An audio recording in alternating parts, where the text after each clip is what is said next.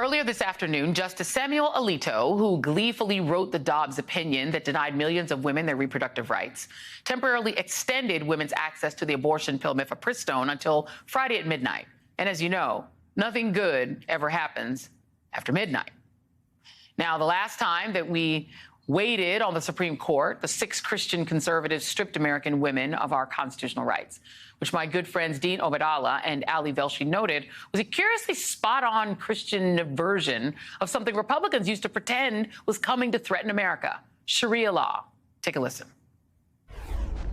It's Sharia, right? If you believe that you don't want people to have abortion rights, but you live in America, which constitutionally says that you can't impose a state religious belief on everybody else, but you do it, that's actually Sharia.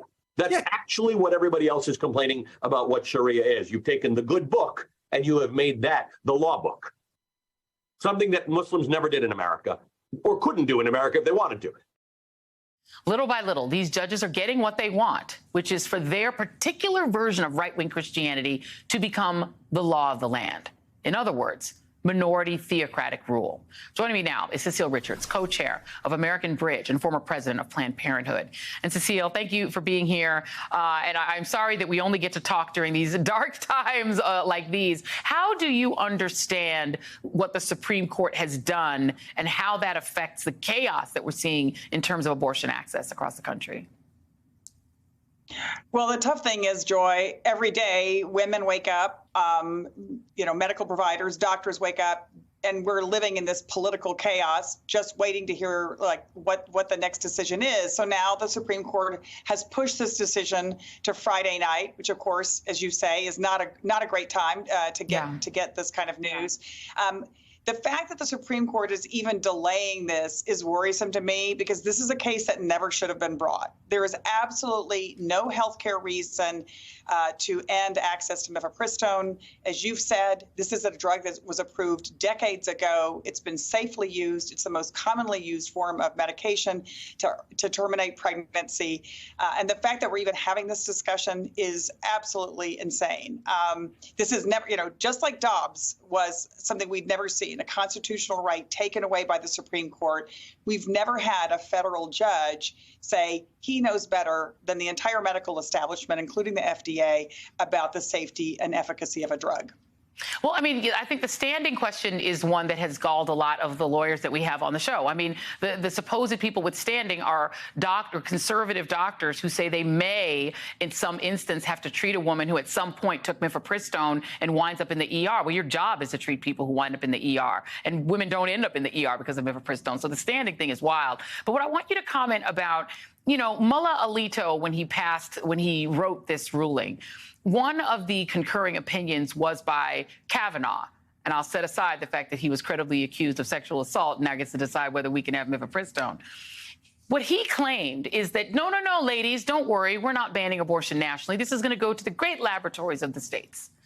But now it appears that they're taking that back. So the scary way to look at what the Supreme Court is doing is they're taking this long because they're trying to find a way to square what he said, what he promised, and what they really want to do, which is to find some way of supporting what this Texas judge did and upholding it. Is that what you fear? Yes, I think, look, it's really important to understand that, yes, the Dobbs decision, they somehow said, oh, this is now going to be so simple. It's just going to go back to states. But of course, it's been chaos ever since. And we're seeing state by state by state make different decisions. And as we just saw, of course, Governor DeSantis in the dark of night sign an almost total abortion ban in the state of Florida, which is creating total chaos for women across the country. But now if in fact the Supreme Court allows this right-wing judge in Amarillo, Texas, to take away mifepristone from every single person in this country, that is effectively the first step towards a national abortion ban, which, as you say, I think is probably the goal after all. One of the things, too, I just have to point out is that, yes, there were a handful of doctors who brought this case in Amarillo, but it's really important. The American Medical Association has soundly and resoundingly said this is bad medicine, this is bad procedure. So the medical community is horrified that a single judge could take away access to a very important and effective drug that's used not only for abortion, but also for miscarriage management in this country. Well, I mean, and drug makers, including the maker of the generic version of mifepristone, are saying, hold on a second, they're seeing that this is a business issue, too. And then what happens when the same kind of people who dislike abortion also don't like mRNA vaccines, and they decide mRNA's got to be drawn off the market? Well, mRNA is now being used for cancer treatment, and they're like, well, we don't want to take the vaccine, so we want to dump those, too. That is a slippery slope. What do you make of the religious, though, argument, though? I mean, you have Jewish groups that are suing in Florida saying, wait a minute, what about our rights? This is what Jewish folks believe.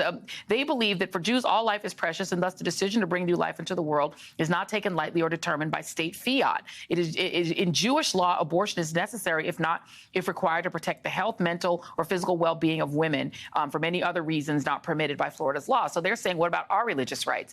What do you make of the fact that this one sect of so-called Christians are the ones deciding how all of us have to live?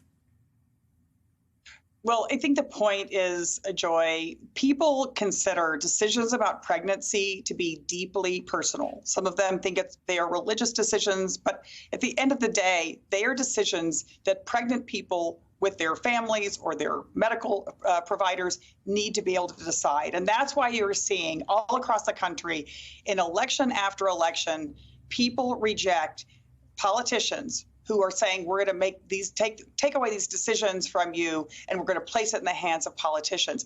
I mean, we just saw this happen in Wisconsin. We're seeing independent voters, Republican voters saying, no, these are decisions that are not political. These are decisions that are personal.